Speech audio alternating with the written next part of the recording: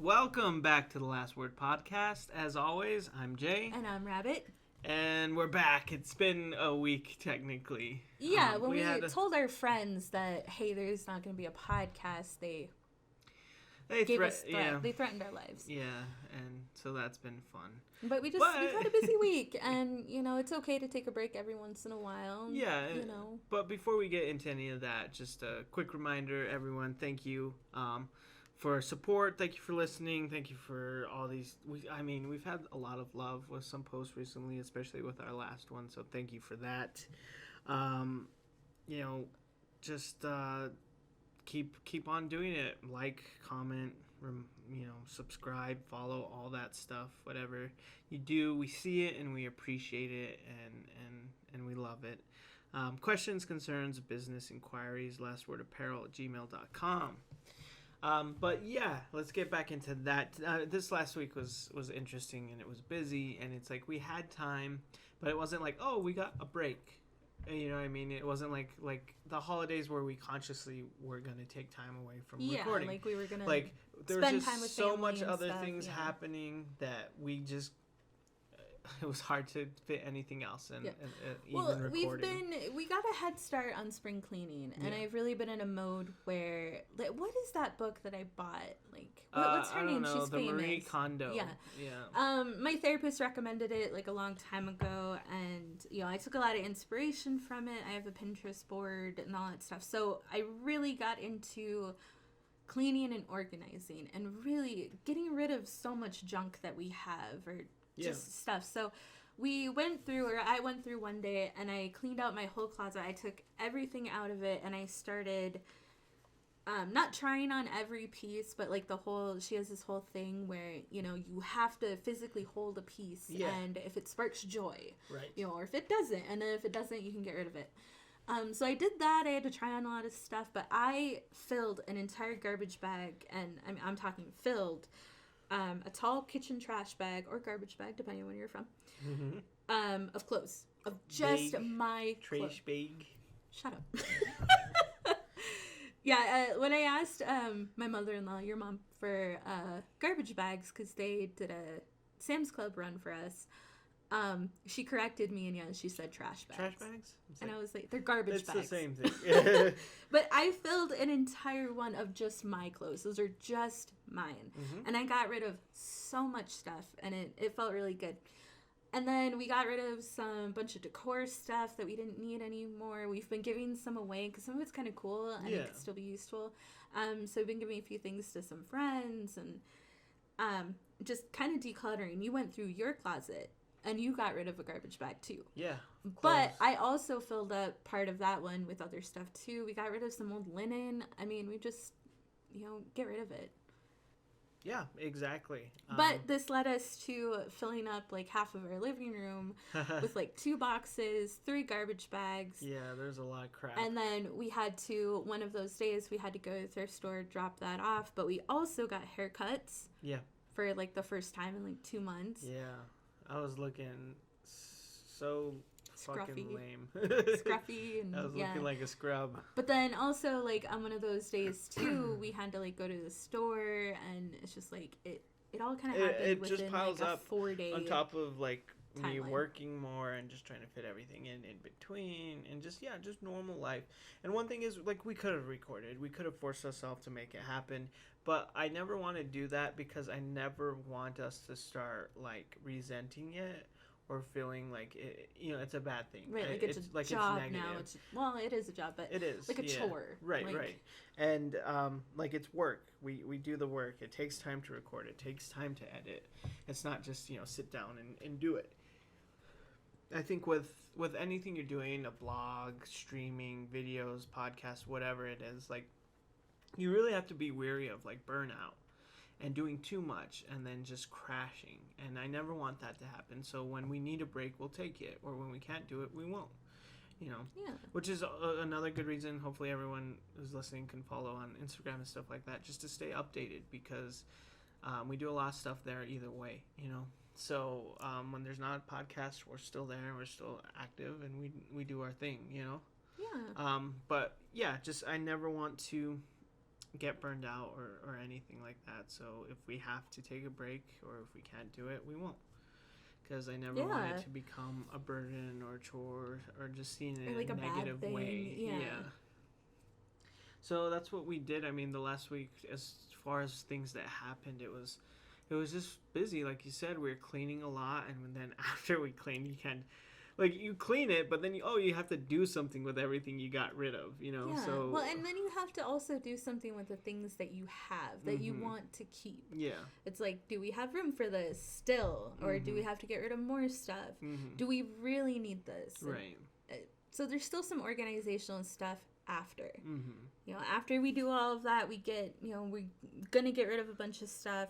But then it's like, you still have to decide, like, where this goes or what you use this for. Yeah. And actually with cleaning out stuff, I find like I had a bunch of like little bins and stuff, like the little ones you get at Walmart, the little, not trays, but what are they called? I'm not sure. Drawers or something? I guess, yeah. You know, Small. and yeah, and like I found that just like crammed in like among like all of our sheets and stuff, and I was like, this is perfect for some of my like necklaces. I actually went through all my jewelry too. Yeah. I'm getting rid of a bunch of jewelry that, you know, we didn't need anymore. Yeah. Yeah. You know, so we still had to like clean and organize even after getting rid of a bunch of stuff. Yeah. Exactly. You still had to find a place you have to put clean it after and you then, clean. Yeah. How does cleaning feel for you, especially on that level? Did it feel good? Oh, Did it felt you feel like... it felt amazing. Yeah, I agree. I've always liked cleaning, organizing, anything like that. I do, because I guess technically speaking at this point, I'm kind of the housewife of it. Yeah. You know, because I do all of the cleaning. True. And I mean, you take out the garbage, you vacuum for me, you know, if I ask you to, you do your own laundry. But as far as the rest of the laundry goes, you know, sheets and towels and all that stuff, that's all me. Cleaning, you know, sweeping, mopping, dishes, you know, all that stuff is on me, and I don't mind it. But no, And it would be more equal if I wasn't working. Or right, as like much. we would trade off more. Yeah. And, yeah. But I do all that kind of stuff, and I like it. On days when I'm like maybe more stressed out or I feel weird or whatever, I clean. Yeah. You know, because I like it. And I think, like I said at the beginning here, I wanted to kind of get a head start on all this stuff. It's been something we've been meaning to do for the last like year time, because we moved in here. We kind of had to move here in a hurry. Yeah. And then we just kind of shoved everything in because, I mean, we had to get moved in. Yeah. We only had, like, your parents for, like, a day. We only had, you know, our friend Joseph here for half of a day. We basically just had to get everything in the house and then you know, somewhere. Yeah, there. and then somewhere. Yeah. So we've been meaning to do this for a year, and, you know, now to finally do it feels good. And seeing that much stuff that I don't need, like, taking it out of my closet, putting it on the bed, and then, you know, even if it's just a second, like, I didn't spend a lot of time doing this. Even if it was just for a moment, I just looked at it, just touched it, and like, nope, don't need this. Don't need this. I want to keep this. Or like, you know, well, I'll keep this for a year, but if I don't wear it by next year, then it's the same thing. It's going to go out. So it just felt really good to take all of that out and then get rid of so much stuff and put it back and find that I actually have room, that you have more room in the closet, that I have my room, and kind of seeing some old pieces. I call them pieces, like it's like a fashion thing, but I call them pieces sometimes because sometimes they are, you know, some of them I have put together myself, or I've done something with them, sewn a, you know, fabric panel in it, altered them in some way, so they are kind of like pieces. Right. Just seeing old stuff that I haven't seen in a long time because it was so buried in there. Yeah. You know, just among other hangers and other stuff. So it felt really good. I felt accomplished, and now, you know, all my stuff is organized and it doesn't look as messy. I got rid of so many shoes that I didn't need, freeing up a whole shelf. We found some costumes. Yeah, I have a cape. I have a cape. I have like these little weird bird wings. I have a witch's hat. I should wear my cape more. Yeah, you should just wear it casually. You should wear it to work. I should. I think Joseph would appreciate it. Yeah.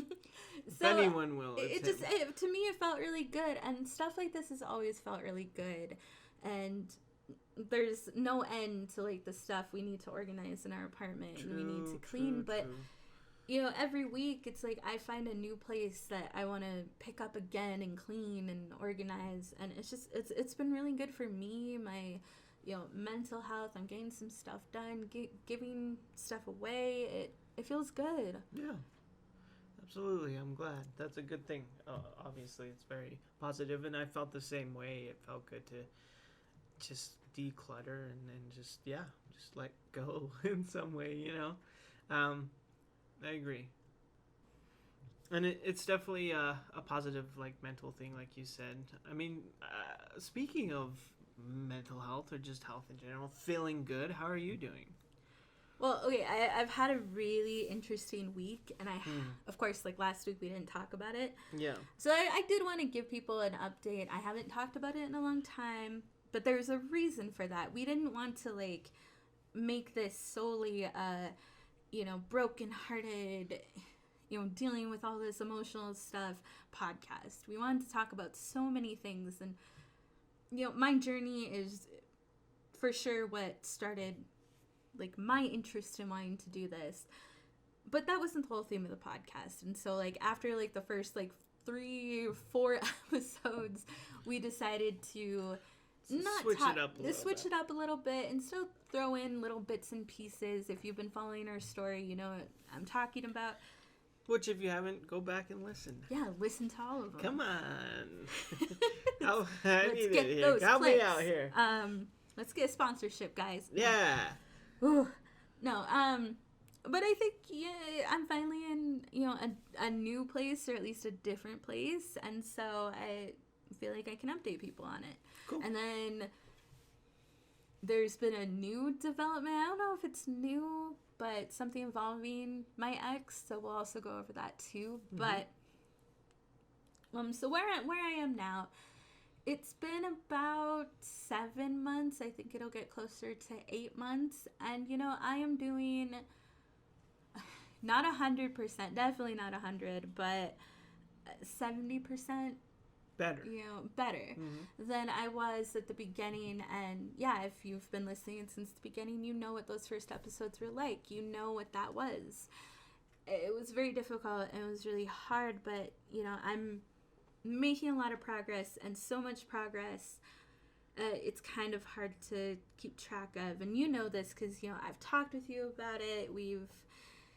There's so much. So there's a lot of different parts here, but yeah, I mean, I'm able to reflect more productively, where I'm actually not just picking apart moments anymore or getting angry about them, but I'm like, what was wrong with this picture, or what is wrong with this argument, and how can I change this in the future?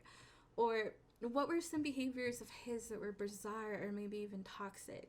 And how, so it's like, how is he in the wrong? And really, like, I mean, I think I blamed myself a lot in the beginning.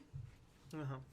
And I mean, I am to blame for a lot of it, and some of it, and I'm an equal party here to why the relationship broke down and why it wasn't working, and but I'm able to reflect on it productively and actually, like, make some changes in it. And before I wasn't able to do that, and I'm also seeing things with a little bit more clarity, and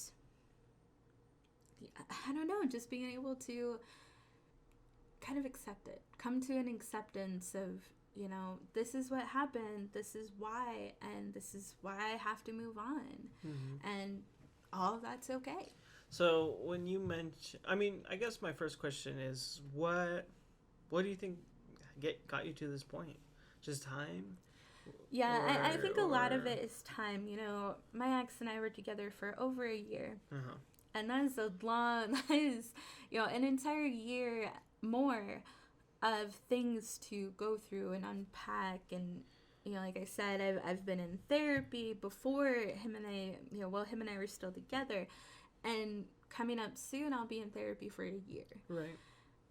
So that was really, helpful. That was something I obviously needed to stick with. I'm glad that I didn't quit, because there was a moment in there too where I wanted to quit therapy. So I was like, nah, fuck this. Like, I don't need this anymore. And I did. Yeah. Like, I really needed to keep going. And so doing that and just letting time do its thing. Right. I think for me, there was no forcing me to move on. There's no forcing me to keep going. A lot of it just had to be one day at a time, and then letting those days become what it is, and let the months go by, and lessen my attachment, lessen my hurt, dealing with the pain, and talking about it here, talking about it with my therapist. But for the most part, I had to let time kind of do its thing, because there was no, I know some people, they feel really empowered by deleting text messages, deleting pictures, and doing a lot of symbolic things with gifts they might have been given, or all that kind of stuff. And I've been doing some of that stuff over time, but doing that in the beginning would have made no sense, because these objects mean so much to me, or these pictures mean so much to me. I don't want to get rid of them yet. Like that. That's kind of like heartbreak within heartbreak, because that would feel bad. So most of it was, giving it time. I think really when this started, I think it was back in December. I kind of remember it being right before I got sick and right after I got sick. And, because I couldn't get on my phone very much. There was barely anything I wanted to do except watch movies and all that stuff. So when I was sick, and then after that, I just, we both got better because we both got sick. I don't know. I didn't feel it as much anymore. And so in December is when that really started, where I wasn't thinking about him as much. I was able to get rid of some stuff. When, New Year's came, I deleted more than half of the pictures I had, and we had over 100, and probably more that was just like saved beforehand, or that he has that I don't, and whatever. And I was able to get rid of more than half of them, and then I got rid of more here recently. And I don't know, just I remember it started in December, and then it's just been going from there, where it gets it gets less and less every week that goes by, and then every month I feel a little bit more clear, a little bit better about it. Just kind of working through it. And time is just kind of doing that. It wasn't like a conscious effort to be like, I need to do this, or like something like that. It just kind of happened. I mean, because there has been some stuff that I've had to deal with as it came, because if I didn't, it would be kind of be bad. It would suck. Turn into something. But for the most part, it's just letting life do its thing, not forcing it, not rushing into it. And what I'm finding too is that life does have a way of working itself out. And I mean, that can go with anything, not just dealing with a breakup. But I'm finding, memories that I had with him are being not replaced, but, it's like different memories are overcoming that one, or especially if it was not a good memory or a bad memory. And that's just coming naturally. I'm not specifically like, oh, on this date we have to do something because that's when I had a bad day with Kenneth or something. I am talking to someone new, which is also kind of a big deal. Now, we're not really official, and there's nothing else to really say about it. But, we've talked about it. We've really gotten to know each other. I met him at, like, the middle of November. And we've been talking ever since. We've been video chatting, and we video chat. Before it used to be just once a week, but now it's every couple of weeks. And we are getting to know each other, and we do like each other. I made him a Valentine's Day card, and it was really cute. But, nothing official yet, and I wouldn't say on here just yet, even if it was, because I still want to give it more time. But that's also another thing that I'm learning, is to take things really slow. And in a good way, because I think I've been telling myself, and you told me this, it's like, if you feel this way now, add like an extra month or two to it, and then see if you still feel that way after that.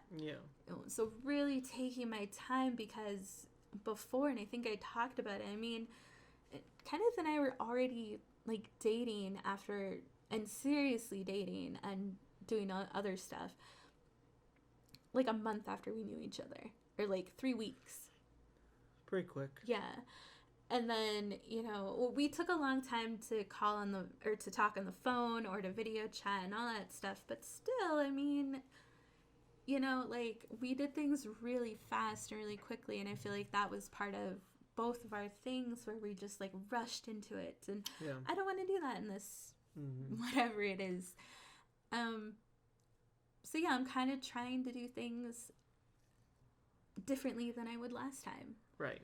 Yeah, so that's also been a big improvement for me. And yeah. So you mentioned like looking back on certain things that happened, behaviors for yourself and for him that like now are kind of like toxic. Is that like new realizations, like things that as they were happening you didn't really see, but now when you look back and look at them, you're like, oh shit, that wasn't good, or that was kind of not normal. Well, I think a lot of red people, flag. I think a lot of people have said that personally, like to you, like, oh man, I'm glad she got out of that relationship because it sounded really bad. It sounded like a toxic relationship. And, I think we were kind of a little bit toxic to each other. And that's one thing I'm kind of understanding. But yeah, like I'll look back on a situation, I'll look back on something and then kind of realize like, and I think I told this to my therapist once too, it's like, he called me abusive in the end of it and he was really angry about it and he called me controlling and manipulative, but I think he was too. Yeah. And to kind of like see that and be like, oh man, like how did I get into that? How is that a thing? I don't know, but it is something that I think, I'm reflecting on now, and I'll talk about it with you, talk about it with my therapist, and I'll just be thinking about it, or I'll read something, and like, okay, he did that, that happened, and I mean, it sucks. It sucks to kind of like look back on it and realize that, because it's like, damn, how did I live in that relationship for over a year? Yeah. I don't know, I think it's typical for a lot of people, good or bad relationships, to kind of be blind or ignorant, or you just got those rose-colored glasses on. I mean, you're I seeing hate things. That term. Why? I don't know. It's just like, I guess on the subject, it's like I knew it, I saw it, I felt it, I knew it was wrong. Why I let it continue going? It's like, I care about him. I still do. We cared about each other. And, we were there for each other for a lot of hard things that most people would have been like, I can't deal with this, I'm out. On both sides. Right. Kenneth's medical stuff, and I'm not going to go off on his stuff. And, that's his own personal story. But I think a lot of people would look at that and be like, I don't want to be a part of that. Or I can't deal with a person who's not 100% healthy. My mom has actually been a person like that. She saw like a guy, or she was like seeing a guy, he had a medical problem, and she was just like, no, I'm out. So it's like, we stayed with each other through a lot of hard stuff, and I felt like if we can keep pushing through all of this, then nothing bad matters here. We'll work it all out. We'll talk about it all. We'll communicate better, and we'll, it'll work out in the end. And it didn't, unfortunately. Right. But yeah, I mean, I don't like the term rose-colored glasses. I feel like a lot of those people who have that, or who use it after a relationship, it's like, wait, were you blind the whole time? How were you blind? Were you not in this relationship? Were you, I don't understand the term. I don't like the term. Well, I understand it, but I don't like the term. Well, I still stand by it, and I think maybe not in your case, apparently, but for a lot of people that can be the case, where things that weren't great, you didn't really realize until later when you look back on them, and you're like, oh, you stop and think about it, and you're like, oh, that was not good, or whatever it was. I think that happens a lot. I think for me, it's more just being honest about it, or open about it, or finally talking about it to figure it out for myself. Right. To be able to answer some of my questions, my own questions, and, questions he left me with. I think that's more of what it is. It's not that I don't feel like it's like that for me. So, with all that and being in a better place, essentially thinking better and stuff like that, where are you now? Like, well, I mean, I don't know. I think we talked about it already, but I mean, I woke up one day and decided, like, I want to work out. mm-hmm. Yeah, I want to work out. I want to exercise. I want to do some cardio stuff. I don't even know what that is. A couple of Google searches later. I don't even know what the fuck it means. But yeah, I don't know what cardio means. What the hell? I've been, a chubby kid in person my whole life. Mm-hmm. What does that mean? And yeah, searched on Google. We did some arm exercises, and I don't know. I woke up and I was like, I can't stay in this place anymore because I've already been here for a long time. Yeah. It's time to get some shit done. It's time to get some work done. And we decided to start working out.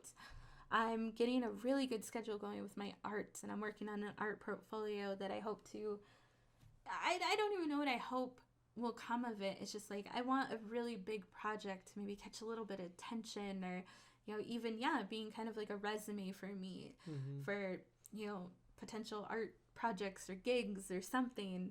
And so I'm starting to actually work on that, and it's been an idea I've had for probably like a year now too. Right. And it just never happened. Mm-hmm. I never did it, and I finally like woke up and I got the inspiration for it, and I'm like, I'm fucking doing this. Yeah.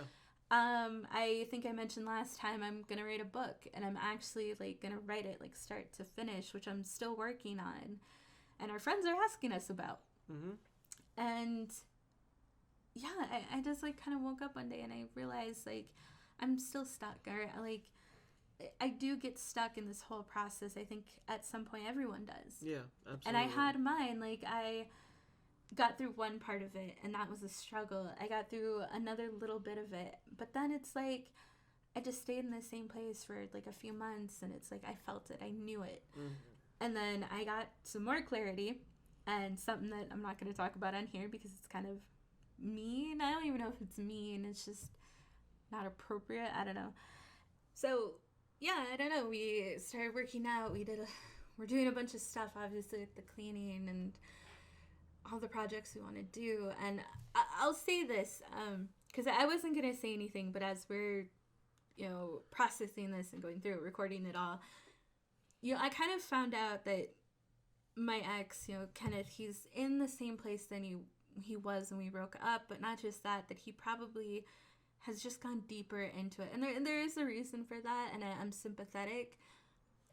When I knew him, and I know, like, we're kind of, at this point, I feel like we're maybe a little bit strangers, but when I knew him, he had so much passion. There was things he wanted to do, and he wanted to do so much stuff, but it's just, he has so much keeping him from doing it. In reality, a lot of it's just him. He has to, well, I'm not even going to go there because I'm not about to tell someone else how to live their life. I gotta get my shit together.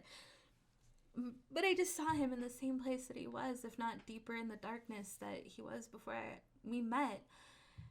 Before you met, while you were together, and after you broke up. While we were together, he did a lot more Yeah. than I've ever seen him do. And Mm-hmm. not that I'm the, all-seeing light bringer to everyone's life. I improve everyone's life that I'm in, and no, it's not really like that. But I helped him a lot. I supported him a lot. But it was kind of really hard to see him in that same place. And that was part of the motivation that, like, I woke up after finding that out, and I was just like, no, we got to get this done. I want to be a badass. I can't be in the same Yeah, place. no offense to him. And I want him to be happy. I want him to do all these amazing things, all the amazing things he talked about. I do. I want him to be happy.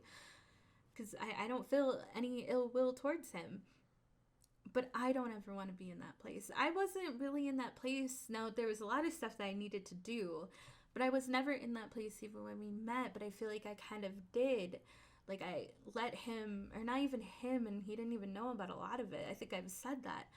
But I brought myself down to his level to kind of be with him, Mm-hmm. ignoring, art and you and some of my friendships and my passions and my dreams to be with him. He didn't even Mm-hmm. know that. I wish he did, but that's not going to happen.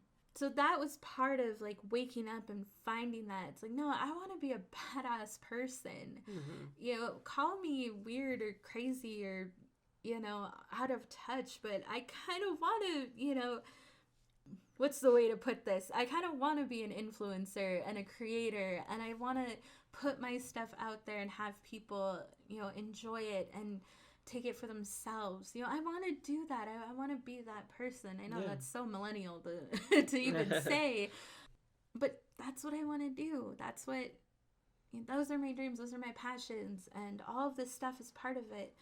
So to see him and still in that place is really sad. I have hope that he'll dig himself out of it. He'll do all the things he talked about, and he'll go to college or whatever, and he'll get a degree, and he'll do it all.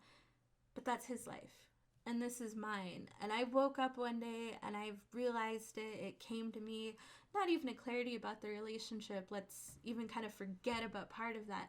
My life. I want to be a more independent person, and I want to take all the shit for myself, and I want to use it, and I want to be healthier, mentally, emotionally, physically. I feel better.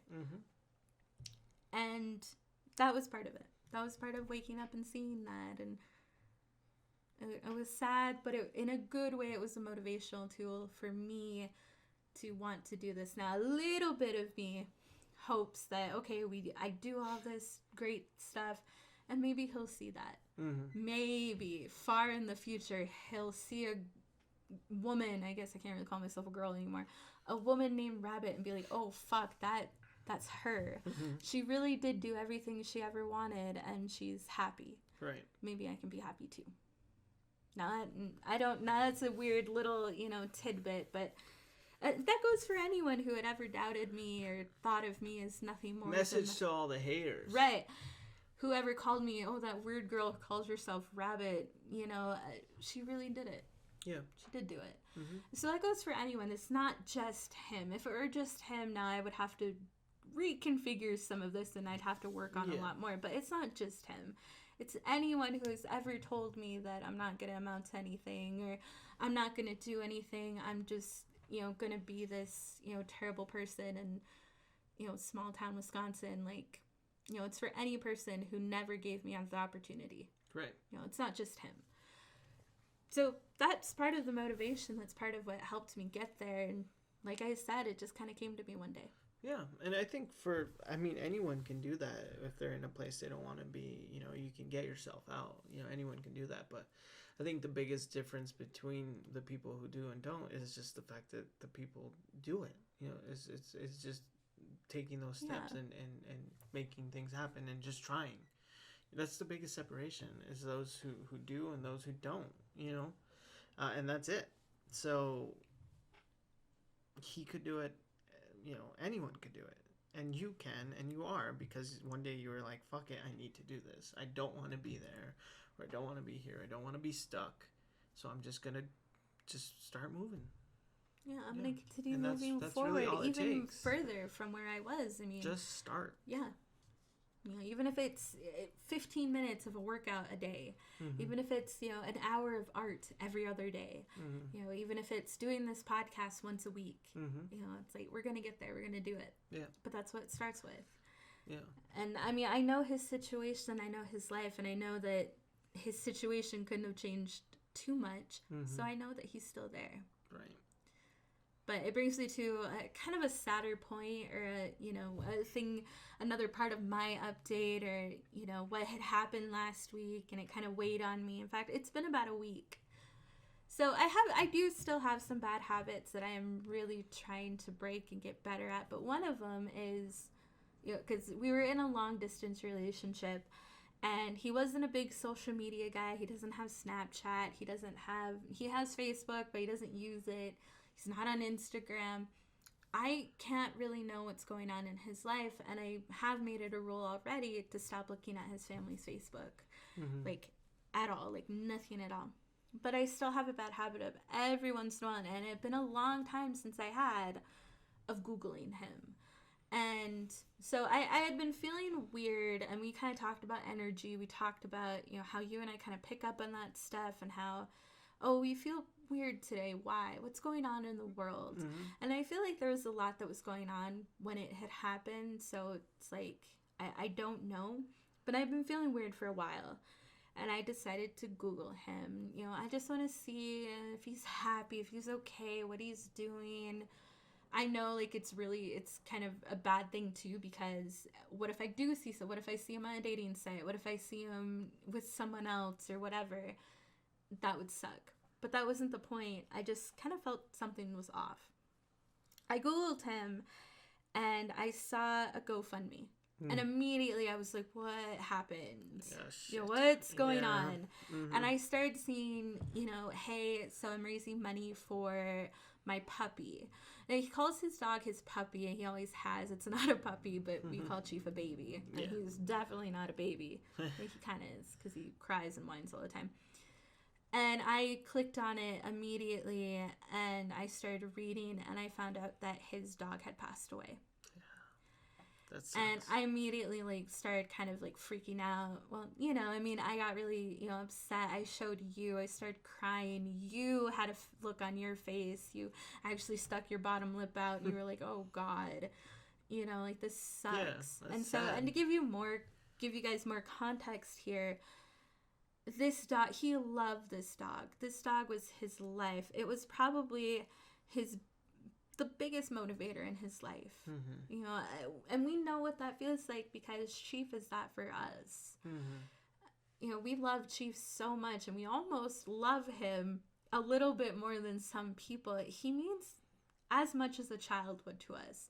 If it was us and our children, Chief would be part of those children. You know, we would spend just as much, well, maybe not just, but, you know, and within terms of, like, care and stuff like that, we would spend just as much on Chief as we would our own child. So we understand it, but I think this dog, and I know this because, you know, I was with Kenneth for a year, he probably loved this dog more than any person. Even when we were together, it's kind of a joke, kind of not really. I think he loved that dog more than I did. And it was completely unexpected. Like, I think in the GoFundMe itself, he said he died of an aneurysm, so it had to be very sudden, and no one can predict that.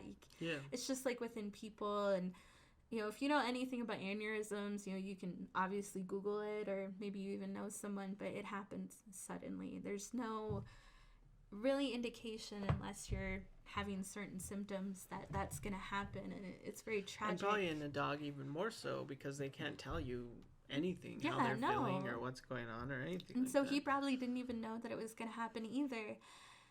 But now, when I was reading it, you know, you and I talked about it that night, I was so heartbroken and so hurt for him. You know, it's sad. You know, he doesn't have, as far as I know, he doesn't have a girlfriend. He doesn't have me anymore. I know what his family situation is like. I know what his financial situation is like. You know, I know he does have some good friends, and he does have some good family and some good people with them, but they're all in similar situations. They can't just give him $1,000 and, you know, say, hey, here, you don't have to pay this back. You know, we don't even have $1,000 between us to do something like that. Not anymore. We might, you know, 6 months ago we might have. Yeah. Or, you know, even last year we definitely would have. And it broke me up so much, and it brought up a lot of different stuff, because, you know, so after you and I found that, we looked at it, we talked about it. And I was like, you know, I want to do something. I want to donate. And you were like, yeah, I can see why you would. You know, so let's talk about what that looks like, because there's so much confliction here. Because, like, on the one hand, it's like, I want to be a good person. I do still care about him. I still love him to a degree, and I think I'm always going to. That's, again, and maybe I'll get into a little bit more. But there's also the other part where, like, the last time him and I ever had a conversation, we were saying very mean things to each other. You know, he blocked me and deleted me off of everything. Is it even appropriate to donate something? Is it even okay to do that? You know, is he going to get really mad? Is he going to text me and be like, why'd you do that? Or, you know, how could you? You're still being controlling and manipulative. How dare you? And I had to really think about it for a couple of days, because, you know, like I said, I want to be a good person. I want to help. I feel for him in more ways than one, not just because I knew him and dated him, but because we know the love of a dog. Yeah, absolutely. We know the love of animals even before that. I've spent more time crying over dead pets than I have people or losing people, in my life. It's like, I understand it. We both understand that. And if Chief dies, or when, we're not planning on it, or, we're not going to try to kill him or anything. Although sometimes we think it, because he's really annoying and, but no, joking aside, he's a little shit. We would probably be in a similar situation. Like, I can't tell you how many times we've had to reach out to your parents when he needs to go to the vet or he has, something wrong with him. We would be in a similar situation, and it's so heartbreaking. Chief is like part of our life. He is our life. He's our little child, our little annoying barking child. But he is, and we would do so much. And so I really feel for my ex on many different levels. It's not just this weird thing I have because I knew him, because I'm still in love with him. It wasn't just that. So it was a lot of confliction, and I definitely needed a couple days to think about it. I reached out to one of my other friends, my friend Ray, actually, who I knew would give me slightly biased but blunt advice, who would just, tell me like it is. And it was really helpful to get his opinion. I told my other friend that I've been talking to, and he agreed. And we were all in agreement, and I decided to just donate. So we gave him only $30, and he had no donations, and it had already been up for almost a week and a half. Yeah, now it's been more than 2 weeks. And I still think I'm the only donation that he's gotten. And, I felt bad. I felt so bad. Now, I went into it, knowing quite a few things already, and from what you and I talked about. So I went into it with no expectations of what's going to happen now after. But I prepared myself for any event. I knew what I was going to say if he had reached out to me and said something mean or whatever, like rude. I was already ready for that, but I was also ready if he wanted to talk. I put talk in quotations, but if he just wanted to say, hey, thank you, I was already prepared for that too. And I already kind of put some boundaries in place. Now it's only been a week. So I at this point, I don't think he's going to reach out to me or he's going to say anything. But at this point too, I already have some boundaries in place that, if he does want to talk, I only want to talk about Blackbeard. I only want to talk about his dog. If he does have something else to say to me or he wants to talk more, I'm going to have to tell him, and I want to tell him that, whatever you can say to me, give yourself a week. Give yourself some time and really think about what you want to tell me before we have another conversation or we do this. So I was already prepared before I donated, and you and I donated together. You were there with me. You watched me. You were the one who clicked it because I was so damn nervous about it. Yep. And we did it. And, after, it felt really good. I helped him. I kind of fulfilled promises that I've kept. I've, honored Blackbeard because, we weren't in person, nothing like that. But, I not loved him too, but I cared about him too. We were always trying to get our dogs in on our conversations, or Chief would jump up on the bed and he would try to sit by my headset, and there would be times where he would sit kind of over the phone and he would look down on it, and Kenneth would be there looking up. Even to a certain point, and this kind of sucks, is maybe a week before I deleted a bunch of pictures and they had Blackbeard in them. So we took a lot of pictures with our dogs. I had a lot of pictures just alone. I got rid of those a while ago of Blackbeard, of just Blackbeard that, Kenneth had sent me over the year that we were together. I cared about him too, and I wanted to kind of honor his memory. Yeah. Because losing a pet is like losing a family member, or to some people.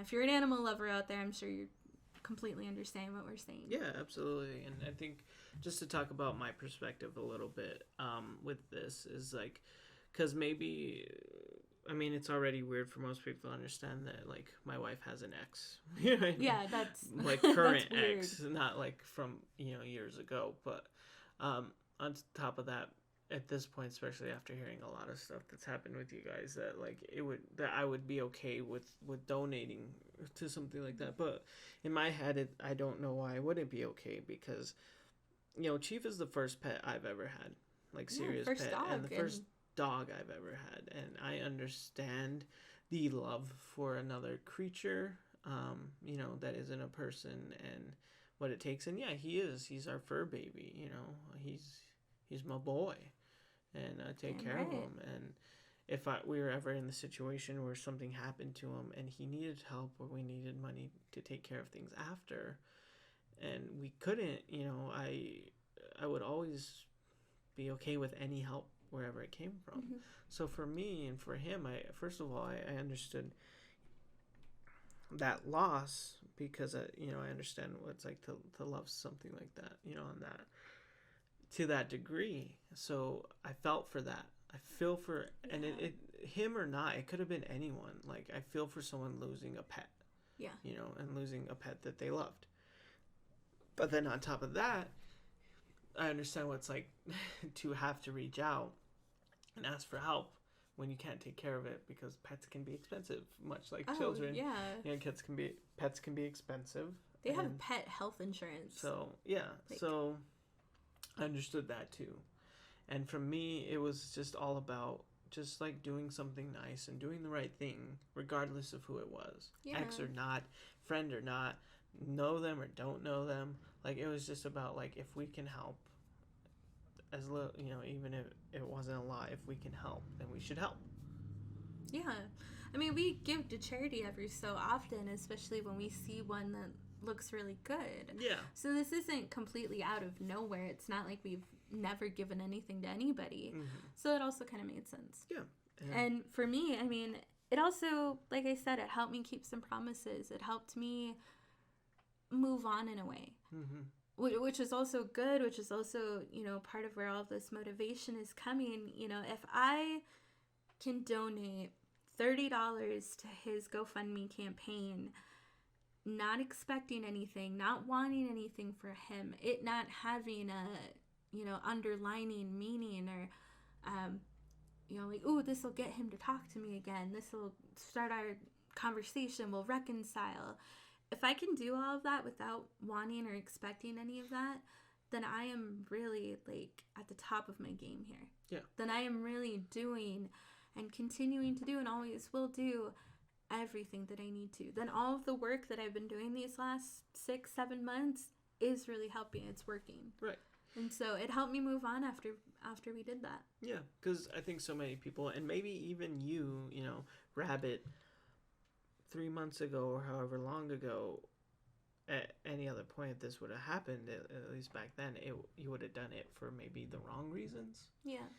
And so yeah, that was in some way growing and moving on and showing that you have, because you can do it without any ill intentions and without any expectations, other than personal gain. Or personal gain, just like, I'm doing this for this because it's the right thing to do, and that's it. And that's pretty big, because most people wouldn't do that normally, but most people wouldn't do that also, like, on top of the fact that it was with an ex in a relationship. Yeah. So that's asking a lot, and I think you rose above. Yeah, I felt really good, and it still feels good that I did that, and I was able to do that.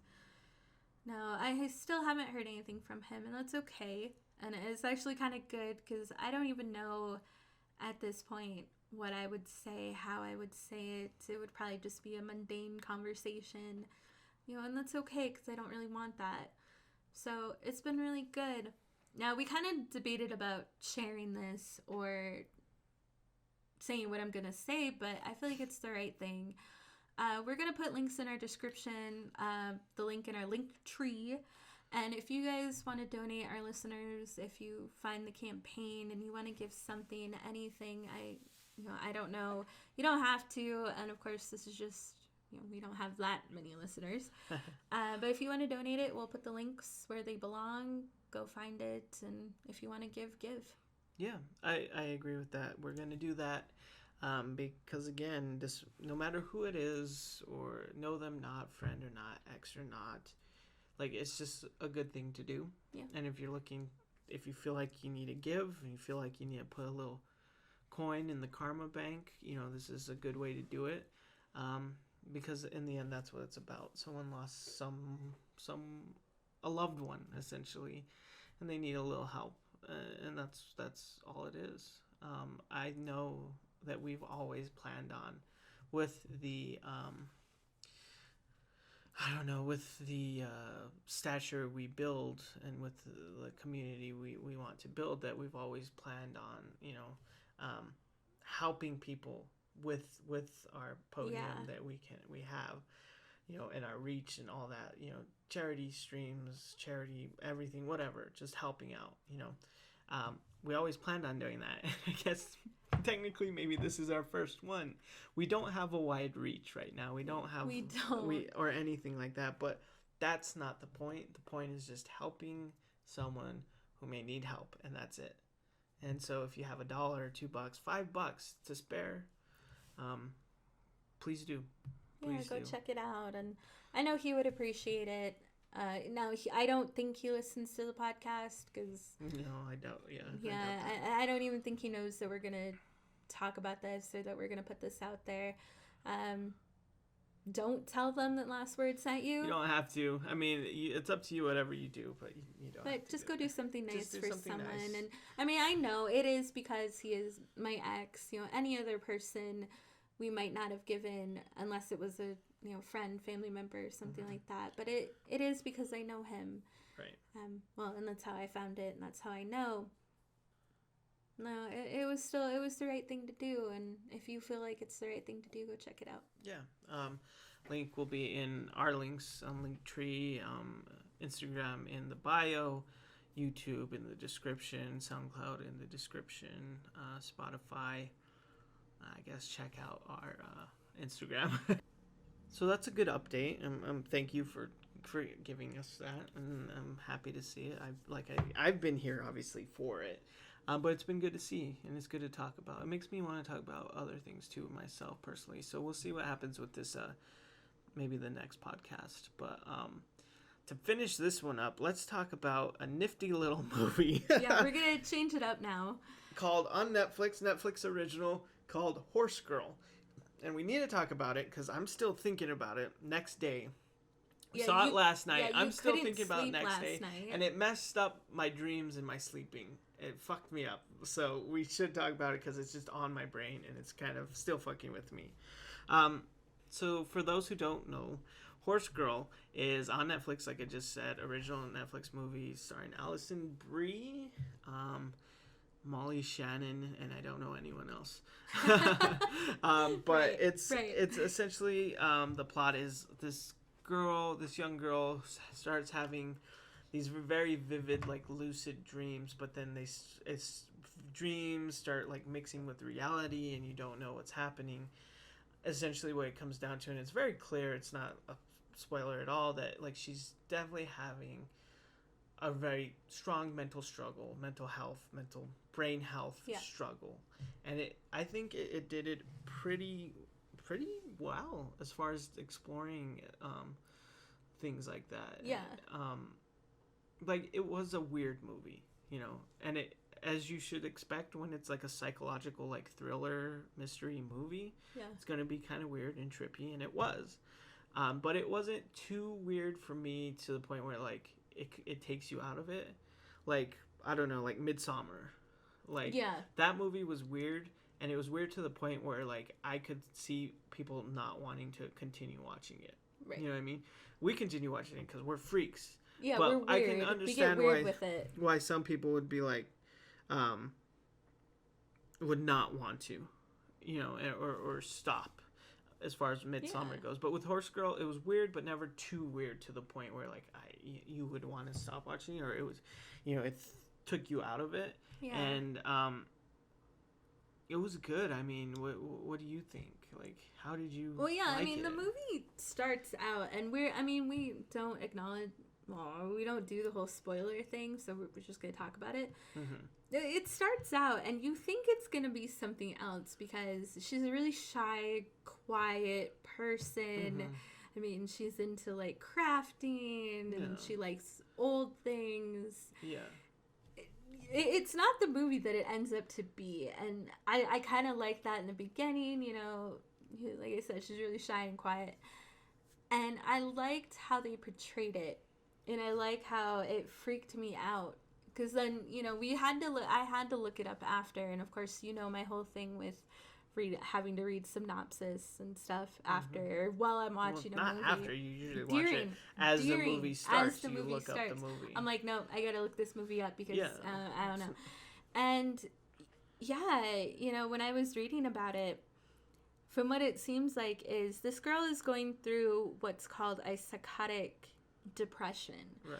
Where, you actually start having delusions. And I don't really know how it's different from, like, schizophrenia or something. Mm-hmm.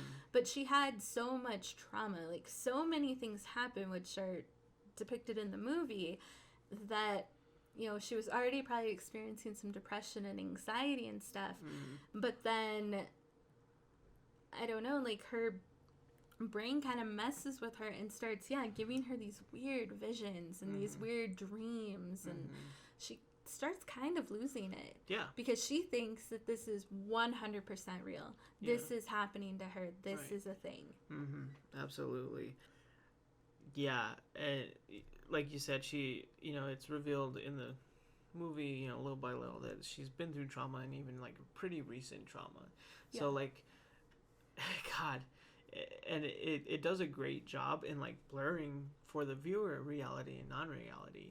And I think in some ways very successfully, it shows a side of mental health that most people don't see or don't understand, you know, like what's crazy, quote unquote, versus not, and how kind of dismissive the term crazy is, you know. Because there's a lot of aspects in the movie where you look at it and you kind of realize, like, how so many people around her failed her too. Yeah. You know, like, in some way, the person who's going through this, who's having the psychosis or the depression, can't be relied upon to make the right decision, to take care of themselves in some way. You know what I mean? So someone around them has to care. And in that movie, most people didn't. Or at least, or even if they cared and they meant well, they never cared enough to, like, to go further than that and to really pry or do something, like, you know, it's probably the very typical, you know, thing for anyone in that situation. You know, one parent or one person, whoever they are, they give you money because money fixes things. One person is just like, oh, you'll be okay, and just really sweet. And, you know, one person doesn't give a shit at all. You know what I mean? Like, there's so many people. Still tries to help you, but in a different way. In other ways. Inviting people over, getting you drunk, stuff like that. Yeah.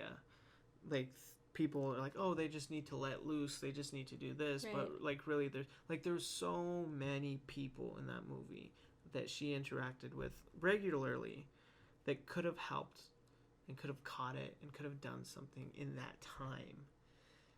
Yeah. But never did because they were too maybe worried about themselves.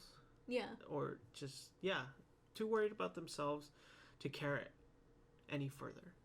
And so that shows, like, I think it's very honest look at how society and even friends or whatever can fail when it comes to helping someone with mental health issues.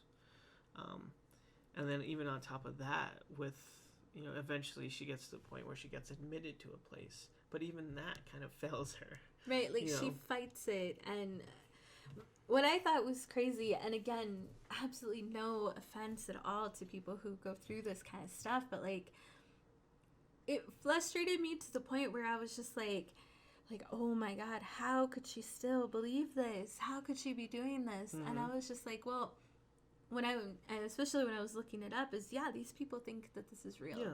This is what's happening to them. Mm-hmm. This is their reality. And there'll be times where they do break out of it, mm-hmm. and they're like, what the hell? Yeah. And it can be very distressing, but Yeah, I mean, it made me very thankful for the place that I'm in and what I've been doing to not be that person. I don't even know how that kind of depression can happen to people because I've never experienced anything like it. But I do know how kind of dark and crazy life can get and things like that can be. But yeah, that movie, it was hard. It was. I mean, it was good, rough. but it was hard to watch. You and I both through the whole thing being like, oh my God, what is she doing? Why? Yeah.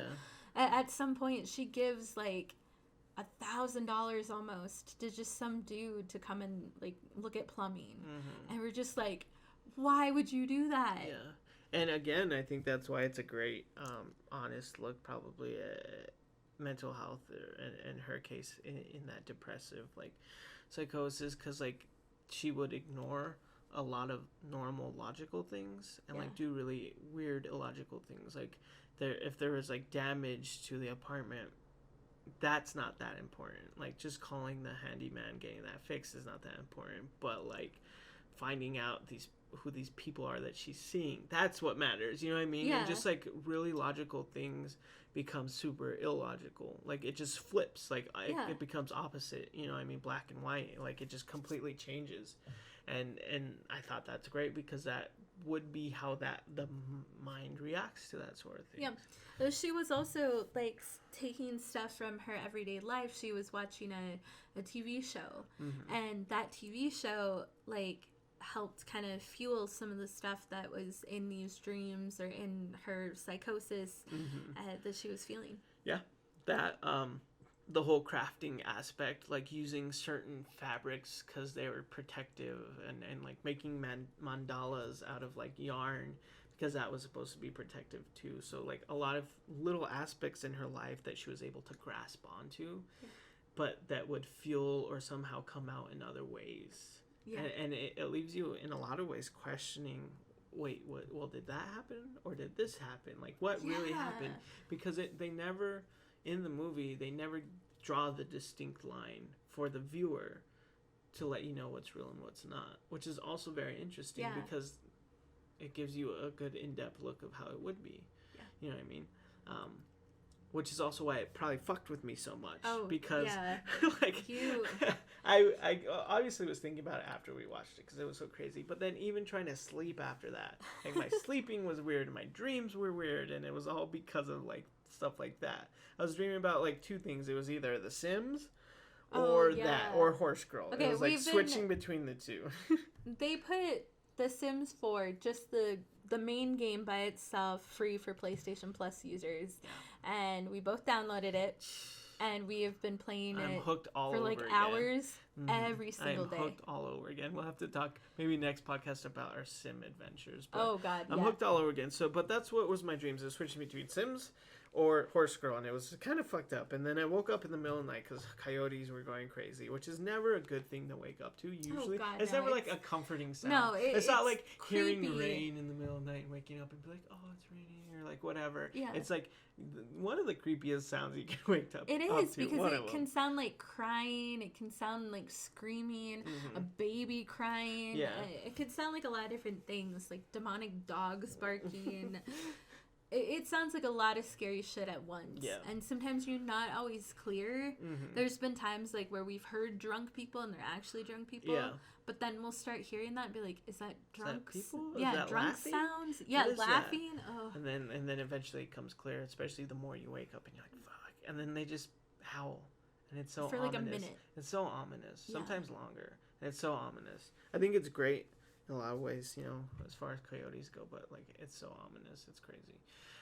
So that didn't help either. And then I had to get up super early for work, so that didn't help. But it was like a combination of all these things.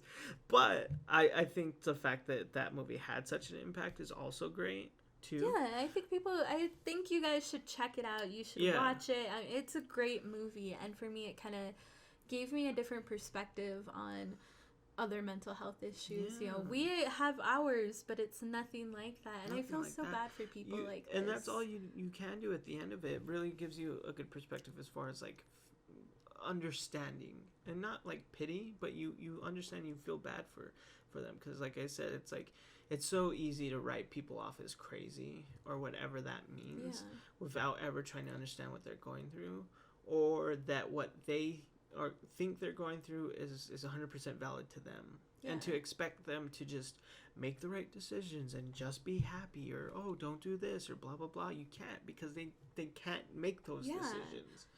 And they need help. And I mean, I did feel bad for her. Like I said, you know, she was in that facility. Like, she goes somewhere because she's losing it, and she still fights it. You know, and it made me thankful too that I have the will to fight some of my stuff.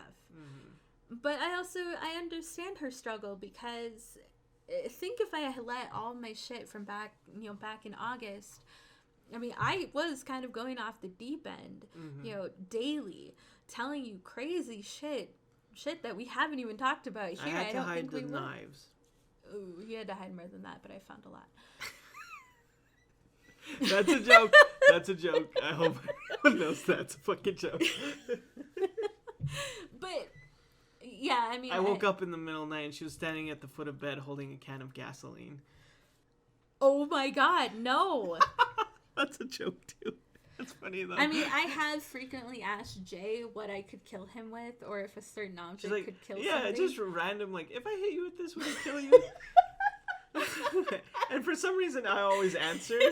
I never think to be like, wait, answer. why are you asking me that? I'm always like, oh, no, but it would hurt really bad. Or it might, knock me out, but, I'd have some brain trauma, but I'd probably still be alive. Or, well, if you stabbed me right there, I wouldn't die. It would hurt. Like, but, you would have to stab me here. Yeah. I don't know why I give you the advice. I as I say it out loud now, I'm like, oh, probably shouldn't do that. Yeah, he probably shouldn't be telling me any of this. But no, I mean, joking aside. Yeah, I mean, yeah, I didn't do a whole lot of research, and maybe that should, help me, like, find some more research about it. But I think of myself back in August. I think of myself early September, and that could have easily been me, because I was thinking some pretty slightly delusional things about, what had just happened. I do kind of understand that more now, too. Yeah, and think absolutely. if I let that trauma continue to go, I could be in a similar place. Yeah, absolutely. And I kind of definitely know, maybe more so when I was a kid, too, about wanting to escape what was actually going on in my life. I mean, I had an imaginary friend, an imaginary world, and all of that. Me, too. And I didn't have an imaginary friend, but I had a very big imagination, and that's where a lot of it went. And, I think just once you realize, like, how many people, friends or not, that were in her life that failed her, it's like it makes you think about that too. Like, be a little more perceptive or a little more open to other people and other things, and maybe what they're going through, because you don't know what everyone's going through. But guys, if you start talking to us that you're seeing stuff and aliens are gonna abduct you, we're probably gonna have you committed. Yeah. Just so you know. Yeah, PSA up there. We're terrible. We're assholes. Yeah. Yeah. So, but either way, it was a great movie, and everyone should watch it. And if you watch it, let me know so we can talk about it. Or put it in the comments so we could talk about whatever you want. Text me, whatever. Just let me know. You're gonna put your number I really out want to there? talk about. No. So if you don't have my number, then leave it in a comment. Ooh, I can't imagine the text messages you would get. None. It would be none. And then my phone would vibrate, and I'd be like, ooh, got a text. And it would be like the Albertsons apps letting me know I can get half off eggs or something. Anyway, but watch it and enjoy it. Be open-minded to it, because it is weird. It is slightly strange, and it can be off-putting.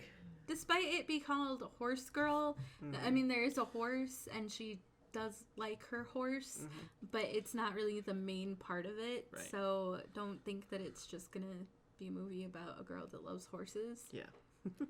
They should have probably named it something else. It kind of makes sense. I think it's kind of fitting. But check it out. Enjoy it. And that was this week, guys. We got through it. We made it. Thank you for all of that.